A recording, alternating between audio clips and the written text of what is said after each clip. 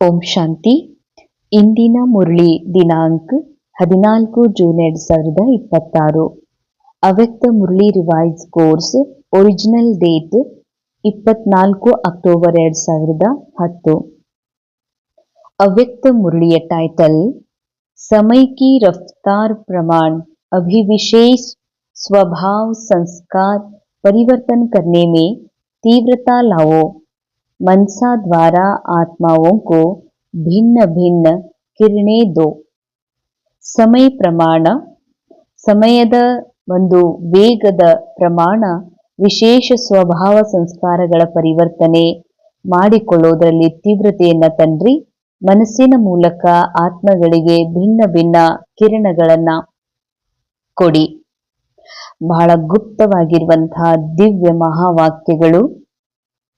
ಸಮಯದ ಅನುಸಾರವಾಗಿ ಏನು ತೀವ್ರತೆ ಇದೆ ಅದರ ಅನುಸಾರ ವಿಶೇಷವಾಗಿ ಸ್ವಭಾವ ಸಂಸ್ಕಾರಗಳ ಪರಿವರ್ತನೆ ಮಾಡ್ಕೊಳ್ಳೋದ್ರಲ್ಲಿ ಇನ್ನೂ ತೀವ್ರತೆ ತಗೊಂಡ್ ಬನ್ರಿ.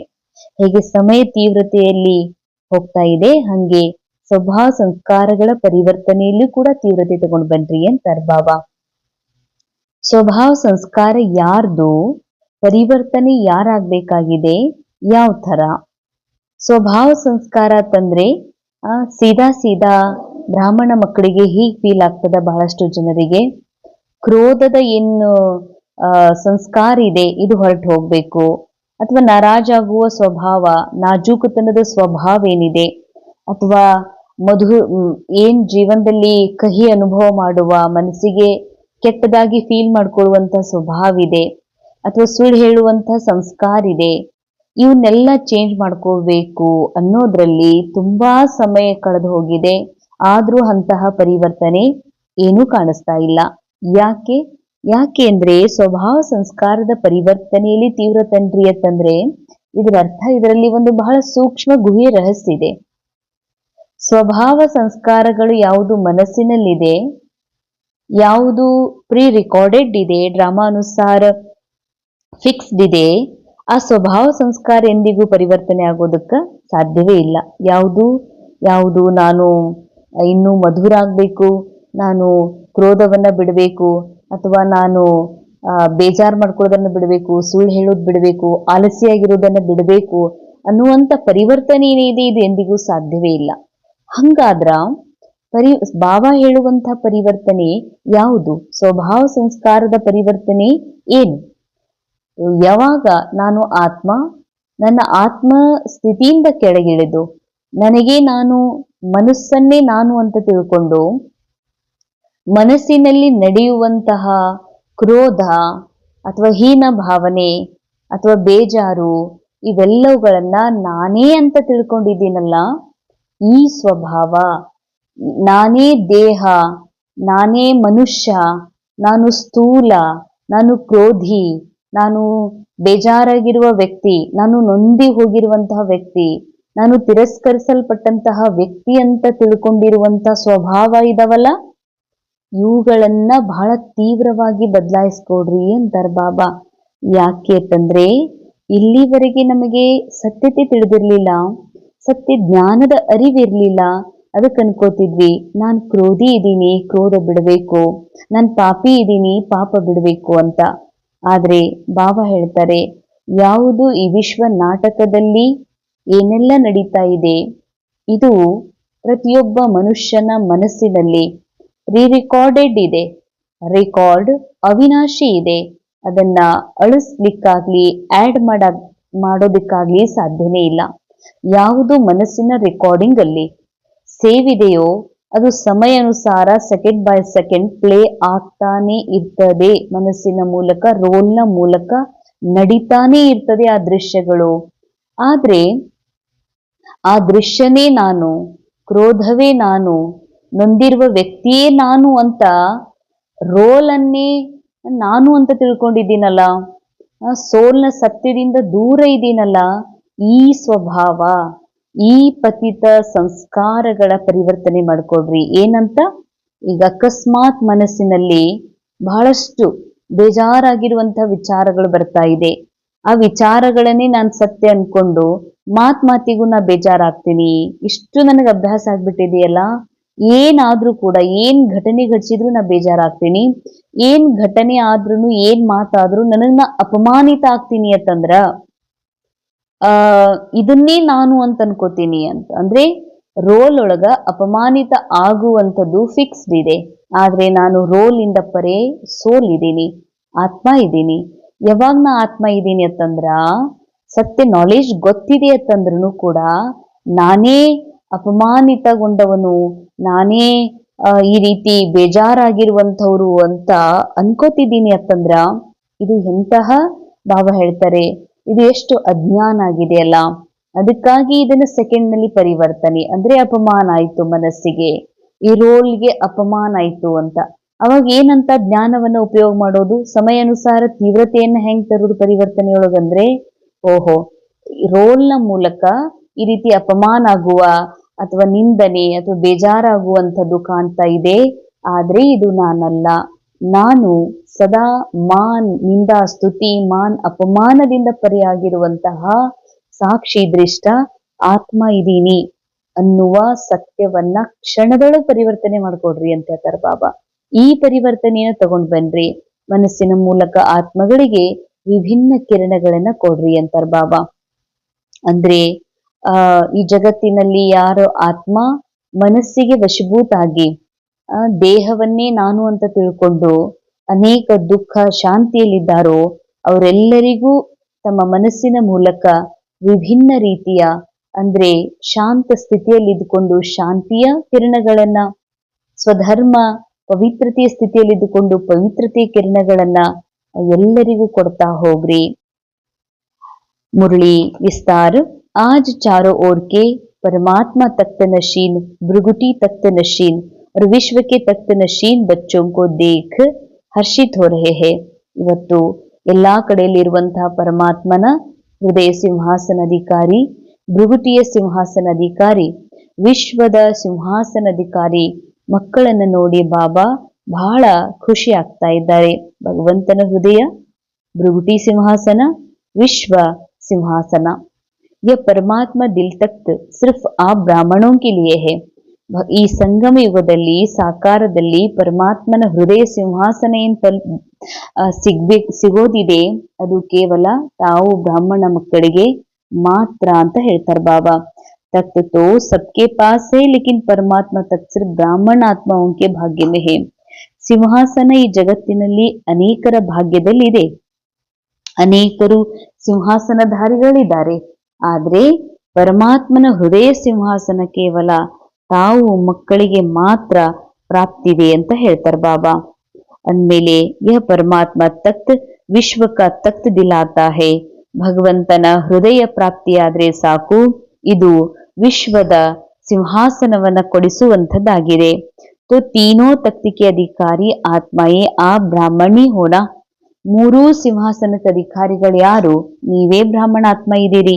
यह परमात्मा तख्त कितना श्रेष्ठ है और कोई युग में परमात्मा तख्त प्राप्त नहीं होता। ಈ ಪರಮಾತ್ಮನ ಸಿಂಹಾಸನವು ಎಷ್ಟೊಂದು ಶ್ರೇಷ್ಠವಾಗಿದೆಯಲ್ಲ. बाप दादा तो ऐसे 3 तख्त के अधिकारी बच्चों को देख खुश होते हैं। वाह मेरे ಶ್ರೇಷ್ಠ ಅಧಿಕಾರಿ ಬಚ್ಚೆ ವಾಹ. ಬಾಬಾ ಈ ರೀತಿ 3 ಸಿಂಹಾಸನಕ್ಕೆ ಅಧಿಕಾರಿಯಾಗಿರುವಂತಹ ಮಕ್ಕಳನ್ನ ನೋಡಿ ಬಹಳಷ್ಟು ಖುಷಾಗ್ತಾ ಇದ್ದಾರೆ. ವಾಹ ನನ್ನ ಶ್ರೇಷ್ಠ ಅಧಿಕಾರಿ ಮಕ್ಕಳೇ ವಾಹ ಅಂತ. जितना निश्चय होगा उतना ही नशा होगा और निश्चय का नशा आपके चेहरे और चलन से दिखाई देगा। ಎಷ್ಟು ನಿಶ್ಚಯ ಅಷ್ಟು ನಶೆ ಅಂತಾರೆ ಬಾಬಾ. ನಿಶ್ಚಯ ಎದ್ರದ್ದು, ನಶ ಎದ್ರದ್ದು. ನಿಶ್ಚಯ ನಾನು ಯಾರಿದ್ದೀನಿ ಅನ್ನುವಂಥದ್ದು, ನಿಶ್ಚಯ ನಾನು ಯಾರಲ್ಲ ಅನ್ನುವಂಥದ್ದು ಕೂಡ ನಿಶ್ಚಯ ಬೇಕಾಗಿದೆ. ಯಾಕಂದ್ರೆ ನಾನು ಶರೀರವೂ ಅಲ್ಲ, ನಾನು ವ್ಯಕ್ತಿಯೂ ಅಲ್ಲ, ನಾನು ಸ್ತ್ರೀಯೂ ಅಲ್ಲ, ಪುರುಷನೂ ಅಲ್ಲ, ನಾನು ಈ ಪದವಿ ಪೊಸಿಷನ್ ಪ್ರಾಪ್ತಿ ಇದ್ಯಾವುದೂ ಅಲ್ಲ. ಅಂದ ಮೇಲೆ ಅದರ ಮೇಲೆ ಸಂಪೂರ್ಣ ಆಂತರಿಕ ನಿಶ್ಚಯ. ನಾನು ಸ್ಥೂಲ ಅಲ್ಲ, ನಾನು ವ್ಯಕ್ತ ಅಲ್ಲ, ನಾನು ಅವ್ಯಕ್ತ, ನಾನು ಸೂಕ್ಷ್ಮ ಅಲ್ಲ, ಅತಿ ಸೂಕ್ಷ್ಮ, ಸ್ಥೂಲ ಅಲ್ಲ, ಅತಿ ಸೂಕ್ಷ್ಮನಿದ್ದೇನೆ ಅನ್ನುವ ನಿಶ್ಚಯ. ನಿನಗೆ ಎಷ್ಟು ನಿಶ್ಚಯವೋ ಅಷ್ಟು ನಶೆ ಇರ್ತದಂತ ಹೇಳ್ತಾರೆ ಬಾಬಾ. ನಶೆ ಎದುರದ್ದು ನಾನು ಅವಿನಾಶಿಯಾಗಿರುವ, ನಾನು ಸದಾ ಇರುವ, ನಾನು ಸಂಪನ್ನನಾಗಿರುವ ನಶಾ ಮತ್ತು ಈಶ್ವರನ ಸಂತಾನಾಗಿರುವಂತಹ नशा ಏರ್ತದೆ ಅಂತಾರೆ ಬಾಬಾ. बाप दादा भी अभी हर बच्चों के चेहरे चलन द्वारा आत्माओं को अनुभव कराने चाहते हैं. ಈಗ ಬಾಬಾರವರು ಕೂಡ ಮಕ್ಕಳ ಮೂಲಕ, ಮಕ್ಕಳ ಚೆಹರೆ ಚಲನೆಯ ಮೂಲಕ ಆತ್ಮಗಳಿಗೆ ಅನುಭವ ಮಾಡಿಸುವಂಥದ್ದನ್ನ, ಅನುಭವ ಆಗುವಂಥದ್ದನ್ನ ನೋಡ್ಲಿಕ್ಕೆ ಇಷ್ಟಪಡ್ತಾರೆ. ವಾಣಿ ದ್ವಾರ तो ಅನುಭವ करने लगे है ना. ಜಗತ್ತಿನ ಜನ ನಿಮ್ಮ ಶಬ್ದದ ಮೂಲಕ ಅನುಭವ ಮಾಡ್ತಿದ್ದಾರೆ. ಆದ್ರೆ ಮಕ್ಕಳ ಮೂಲಕ ಜಗತ್ತಿನ ಆತ್ಮರ ಅನುಭವ ಮಾಡಬೇಕು, ಚಲನೆ ಚೆಹರೆಯ ಮೂಲಕ ಅನುಭವ ಮಾಡಬೇಕು. ಏನಂತ? ಇವರು ಸಾಕ್ಷಾತ್ ಪರಮಾತ್ಮನ ಸಂತಾನರಾಗಿದ್ದಾರೆ. ಈ ರೀತಿ ಬಾಬಾ ಹೇಳ್ತಾರೆ, ಅನ್ಯ ಆತ್ಮರ ಮೇಲೆ ಸ್ಥಿತಿಯ ಪ್ರಭಾವ ಆಗ್ಬೇಕು. अपने को चेक करना है कि कभी तख्त को छोड़ कभी मिट्टी में पांव तो नहीं रखते. 63 जन्म के संस्कार अनुसार देहबान रूपी मिट्टी में पांव रखा है ना. 63 ಜನ್ಮ ದೇಹಬಾನದ ಸಂಸ್ಕಾರ ಇದೆಯಲ್ಲ, ದೇಹಬಾನ ರೂಪಿ ಮಣ್ಣಿನಲ್ಲಿ ಕಾಲಿಟ್ಟಿರುವಂತಹ ಏನು ಸಂಸ್ಕಾರ ಇದೆ, ಅದು ಈ ಸಂಗಮ ಯುಗದ ಒಂದು ಜನ್ಮದಲ್ಲಿ ಅದು ಬೇಗನೆ ಚೆಕ್ ಮಾಡ್ಕೊಡ್ರಿ. ಮತ್ತೆ ಮತ್ತೆ ಇದು ಬುದ್ಧಿ ಮಣ್ಣಿನಲ್ಲಿ ಅಂದ್ರೆ ದೇಹಬಾನದಲ್ಲಿ, ದೇಹ ಆಗಿರುವ, ವ್ಯಕ್ತಿ ಆಗಿರುವ, ಮನುಷ್ಯನಾಗಿರುವ ಭಾನದಲ್ಲಿ ಮುಳುಗ್ತದೆ ಏನು ನೋಡ್ಕೊಡ್ರಿ. ಏಕ್ ಹೇ ದೇಹಬಾನ್ और दूसरा है ದೇಹ ಅಭಿಮಾನ್. ಒಂದಾಗಿದೆ ದೇಹಬಾನ, ಇನ್ನೊಂದಾಗಿದೆ ದೇಹ ಅಭಿಮಾನ. ದೇಹ ಅಭಿಮಾನ್ की मिट्टी गहरी है लेकिन देहबान यह भी मिट्टी ही है ना. ಬಾಬಾ ಹೇಳ್ತಾರೆ ಎರಡೂ ಮಣ್ಣನೆ, ದೇಹ ಭಾನ, ದೇಹ ಅಭಿಮಾನ. ದೇಹ ಬಾನ ಅಂದ್ರೆ ಸಿಂಪಲ್ ಆಗಿ ಅದರ ಒಂದು ಸೂಕ್ಷ್ಮ ಅರ್ಥ ಆಗಿದೆ. ನಾನು ಅಂದ್ರೆ ಏನ್ ಸತ್ಯ ನಿರಾಕಾರ ಆತ್ಮ ಇದ್ದೀನಿ, ಅದನ್ನ ಬಿಟ್ಟು ಯಾವುದು ನಾನಲ್ಲ ಕಣ್ಣಿಗೆ ಕಾಣ್ತಾ ಇದೆ ಅದನ್ನ ನಾನಂತ ತಿಳ್ಕೊಂಡಿರೋದು. ಸೂಕ್ಷ್ಮವಾಗಿರುವ ನಾನು ಯಾರನ್ನುವುದನ್ನ ಮರೆತು ಸ್ಥೂಲ ದೇಹವೇ ನಾನು ಅನ್ಕೊಂಡಿರೋದೇ ದೇಹಬಾನ. ದೇಹ ಅಭಿಮಾನ ಅಂದ್ರೆ ಯಾವ ದೇಹ ನಾನಿದ್ದೀನಿ ಅಂದ್ರೆ ಸ್ತ್ರೀ ಆಗಿರುವ ದೇಹ, ನಾನು ಬಹಳ ಸುಂದರಿ ಇದ್ದೀನಿ ಅನ್ನುವುದು ದೇಹ ಅಭಿಮಾನ. ನಾನು ಸುಂದರಿ ಆಗಿರುವುದು ಬೇರೆಯವರಿಗೂ ಗೊತ್ತಾಗ್ಬೇಕು, ಒಪ್ಪಿಕೋಬೇಕು. ಇದು ದೇಹ ಅಭಿಮಾನ ಅಂತಾರೆ ಬಾಬಾ. ನಾನು ಬಹಳಷ್ಟು ಹುಷಾರಿದ್ದೀನಿ, ಇದು ಅಭಿಮಾನ. ನಾನು ಹುಷಾರಾಗಿರುವುದು ಎಲ್ಲಾ ಮನುಷ್ಯರಿಗೂ ಗೊತ್ತಾಗ್ಬೇಕು ಮತ್ತು ಅವರು ಸ್ವೀಕಾರ ಮಾಡ್ಬೇಕು, ಇವ್ರು ಬಹಳ ಹುಷಾರದಾರ ಅಂತ. ಇದಕ್ಕೆ ದೇಹ ಅಭಿಮಾನ ಅಂತ ಹೇಳ್ತಾರೆ. ದೇಹ ಅಭಿಮಾನದ ಈ ಒಂದು ಮಣ್ಣಿನ ರೂಪ ಎಷ್ಟು ಆಳವಾಗಿದೆಯೋ ಅದು ಅಷ್ಟೇ ಬಾಬಾ ಹೇಳ್ತಾರೆ. ದೇಹ ಅಭಿಮಾನವಾಗ್ಲಿ ದೇಹ ಬಾನವಾಗ್ಲಿ ಮಣ್ಣೆ ಅಲ್ವೇ. ಲೋಗ್ ಬಿ ಕೇತೆ ಜಬ್ ಮನುಷ್ಯ ಚಲಾ ಜಾತಾ ತೋ ಜಲಾತೆ ಹೇ ನಾ. ಯಾವಾಗ ಮನುಷ್ಯ ಹೊರಟು ಹೋಗ್ತಾನ ಅಂದ್ರೆ ಶರೀರ ಬಿಟ್ಟು ಹೋಗ್ತಾನ ಆಗ ಸುಡ್ಲಾಗ್ತದಲ್ಲ. ಮಿಟ್ಟಿ ಮಿಟ್ಟಿ ಮೇ ಮಿಲ್ ಗೈ, ಮಣ್ಣು ಮಣ್ಣಿನಲ್ಲಿ ಹೋಗಿ ಸೇರ್ತದ. तो चेक करो मिट्टी में पांव तो नहीं जाता, देहबान में आना अर्थात मिट्टी में पांव रखना. ಚೆಕ್ ಮಾಡ್ಕೊಳ್ರಿ, ಮಣ್ಣಿನಲ್ಲಿ ಕಾಲ್ ಹೋಗೋದಿಲ್ವಲ್ಲ. ಮಣ್ಣಿನಲ್ಲಿ ಕಾಲ್ ಹೋಗುದು ಅಂದ್ರೆ ದೇಹಬಾನದಲ್ಲಿ ಬರೋದು ಅಂತ ಹೇಳ್ತಾರೆ ಬಾಬಾ. बाप दादा ने आप श्रेष्ठ आत्माओं के लिए 3 तख्त दिए क्योंकि लाडले हो ना. ತಾವು ಮಕ್ಕಳಿಗಾಗಿ ಬಾಬಾ 3 ಸಿಂಹಾಸನಗಳನ್ನ ಕೊಟ್ಟಿದ್ದಾರೆ. ಏಕೆಂದ್ರೆ ಬಹಳ ಮುದ್ದಿನ ಮಕ್ಕಳು ತಾವು ಇದ್ದೀರಲ್ವೇ. ಮುದ್ದಿನ ಮಕ್ಕಳಿಗೆ ಯಾವಾಗ್ಲೂ ಉಯ್ಯಾಲೆಯಲ್ಲಿ ಅಥವಾ ಮಡಿಲಲ್ಲಿ ಕುಳಿಸುತ್ತಾರೆ, ಮಣ್ಣಿನಲ್ಲಿ ಕಾಲಿಡೋದಕ್ಕೂ ಬಿಡೋದಿಲ್ಲ. ಹಾಗೆ ಬಾಬರಿಗೆ ಏನ್ ಪಸಂದಿದೆ ಮಕ್ಕಳ ಪ್ರತಿಯಾಗಿ ಅಂದ್ರೆ ಮಕ್ಕಳು ಸದಾ ಬಾಬನ್ ಹೃದಯದಲ್ಲಿರ್ಬೇಕು. ಬಾಬನ್ ಹೃದಯದಲ್ಲಿ ಯಾರು ಇರ್ತಾರೆ, ಯಾರು ಸತ್ಯ ಇದ್ದಾರೆ. ಸತ್ಯ ಇರೋದು ಅಂತಂದ್ರೆ ಸತ್ಯ ಆತ್ಮ ಆಗಿದೆ. ನಾನು ಇದ್ದದ್ದನ್ನ ಇದ್ದ ಹಾಗೆ ಹೇಳ್ತೀನಿ, ಅದಕ್ಕೆ ಸತ್ಯ ಅನ್ನುವಂಥ ಈ ಒಂದು ಸೀಮಿತ ಅರ್ಥ ಅಲ್ಲ, ಒಂದು ಅಸೀಮಿತ ಅರ್ಥದೊಳಗ ಬಾಬಾ ಹೇಳೋದು ನಿರಾಕಾರ ಆತ್ಮಿಕ ಸ್ವರೂಪದಲ್ಲಿ ಸ್ಥಿತಿರೋದೇ ಸತ್ಯ. ಆ ಸತ್ಯ ಮಕ್ಕಳೇ ಬಾಬನ ಹೃದಯವನ್ನ ಏರ್ತಾರೆ. ಅದಕ್ಕಾಗಿ ಸತ್ಯ ಮಕ್ಕಳಿಗೆ ಪ್ರತಿ ಬಾಬಾ ಏನ್ ಇಷ್ಟಪಡ್ತಾರಂದ್ರೆ, ನನ್ನ ಸತ್ಯ ಮಕ್ಕಳು ಮಣ್ಣಿನಲ್ಲಿ ಕಾಲಿಡಬಾರ್ದು, ಅಂದ್ರೆ ದೇಹ ಅನ್ನೋದ್ರ ಕಡೆಗೆ ಬುದ್ಧಿ ಜಾರಬಾರ್ದು ಅಂತ ಅರ್ಥ. ಅದಕ್ಕಾಗಿ ಬಾಬಾ ಹೇಳ್ತಾರೆ, ಮಕ್ಕಳೇ ಸದಾ ನೀವು ಕೆಲವೊಮ್ಮೆ ಖುಷಿಯ ಉಯ್ಯಾಲೆಯಲ್ಲಿ, ಕೆಲವೊಮ್ಮೆ ಪ್ರೇಮದ ಉಯ್ಯಾಲೆಯಲ್ಲಿ ಆಡ್ರಿ, ಕೆಲವೊಮ್ಮೆ ಸರ್ವಗುಣ ಸಂಪನ್ನ ಸ್ಥಿತಿಯಲ್ಲಿ, ಕೆಲವೊಮ್ಮೆ ಶಾಂತಿಯ ಉಯ್ಯಾಲೆಯಲ್ಲಿ ತೇಲಾಡುತ್ತಿರಲ್ವೇ ಅಂತ ಕೇಳ್ತಿದ್ದಾರೆ. ಇಂದಿನ ಮುರಳಿಯ वरदान, साधारणता द्वारा महानता को प्रसिद्ध करने वाले सिंपल और ಸ್ಯಾಂಪಲ್ ಭವ. ಸಾಧಾರಣತೆಯ ಮೂಲಕ ಮಹಾನತೆಯನ್ನ ಪ್ರಸಿದ್ಧ ಮಾಡುವಂತಹ ಸಿಂಪಲ್ ಹಾಗೂ ಸ್ಯಾಂಪಲ್ ಆಗ್ರಿ. जैसे कोई सिंपल चीज अगर स्वच्छ होती है तो अपनी तरफ आकर्षित जरूर करती है. ಯಾವುದಾದ್ರೂ ಒಂದು ಸಿಂಪಲ್ ವಸ್ತು ಇದೆ ಅಂದ್ರೆ, ಅದು ಎಲ್ಲದರೊಳಗೆ ಸಿಂಪಲ್ ಇದೆ ಅಂದ್ರೆ ಮತ್ತು ಸ್ವಚ್ಛ ಇದೆ ಅಂತಂದ್ರೆ ಅದು ಎಲ್ಲರಿಗೂ ಆಕರ್ಷಿತ ಮಾಡ್ತದೆ.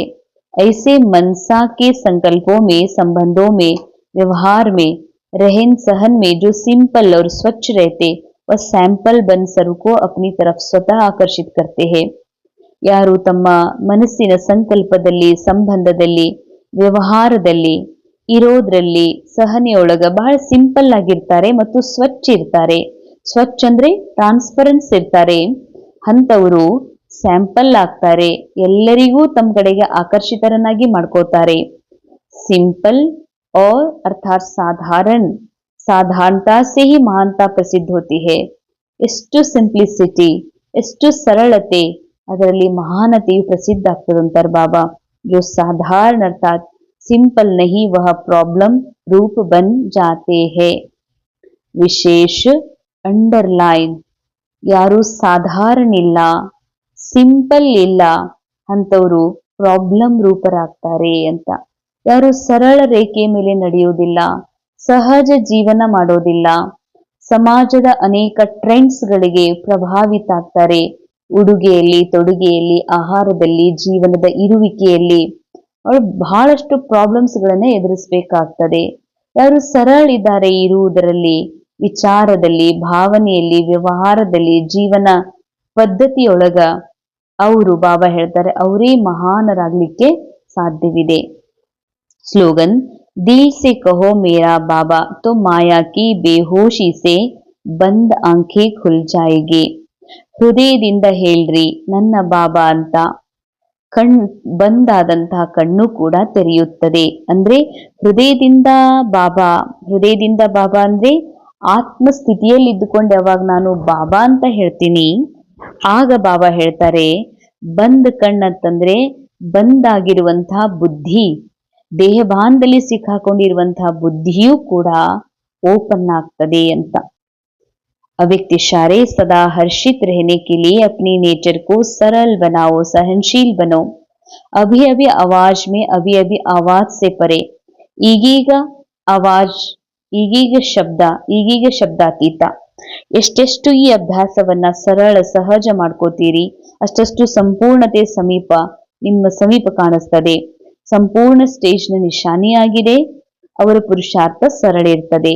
याद की यात्रा, सर्विस दोनों ही सहज पुरुषार्थ में आ जाते.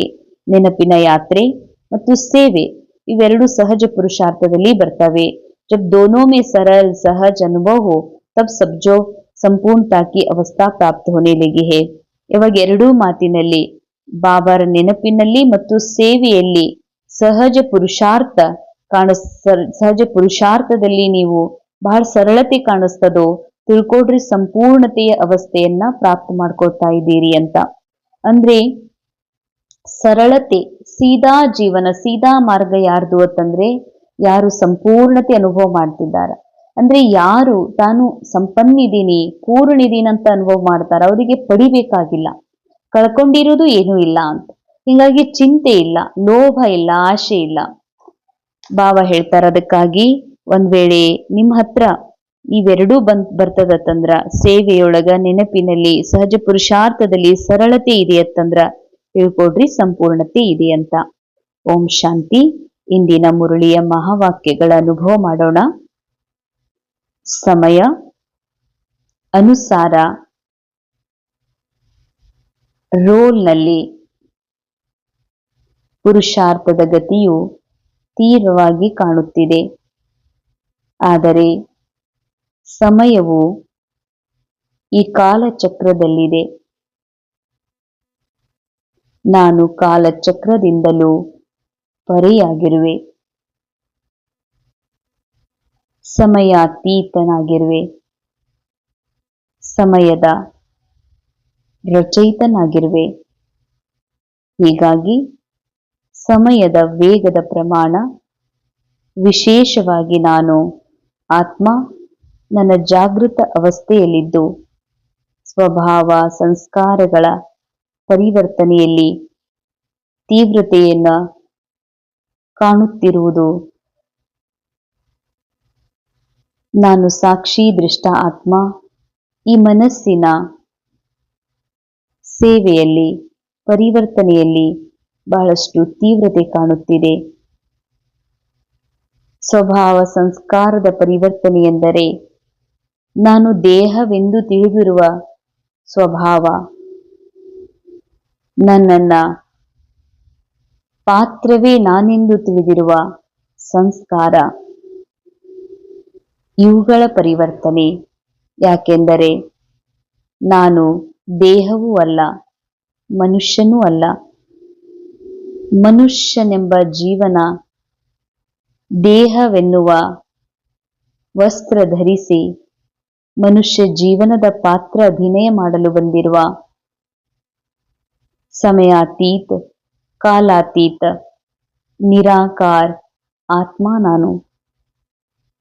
ಹೀಗಾಗಿ ನಾನು ನನ್ನ ಸತ್ಯವನ್ನ ಪರಮಾತ್ಮ ತಂದೆಯ ಜ್ಞಾನದಿಂದ ಅರಿತುಕೊಂಡ ಕಾರಣ ಈ ಪರಿವರ್ತನೆಯ ಜಗತ್ತಿನಿಂದ ಪರೆ ಪರಂಧಾಮದಲ್ಲಿ ಪರಮಾತ್ಮ ತಂದೆಯ ಜೊತೆಗೆ ಕಂಬೈಂಡ್ ಆಗಿ ನನ್ನ ಮೂಲ ಸ್ಥಿತಿಯ ಅನುಭವ ಮಾಡುತ್ತಿರುವೆನು. ತಂದೆಯ ಸಮಾನ ಶಾಂತಿ ಪ್ರೇಮದ ಅನುಭವಗಳ ಮೂಲಕ ಶಾಂತಿಯ ಕಿರಣಗಳನ್ನ ಈ ಜಗತ್ತಿಗೆ ನೀಡುತ್ತಿರುವೆನು. ಓಂ ಶಾಂತಿ, ಓಂ ಶಾಂತಿ.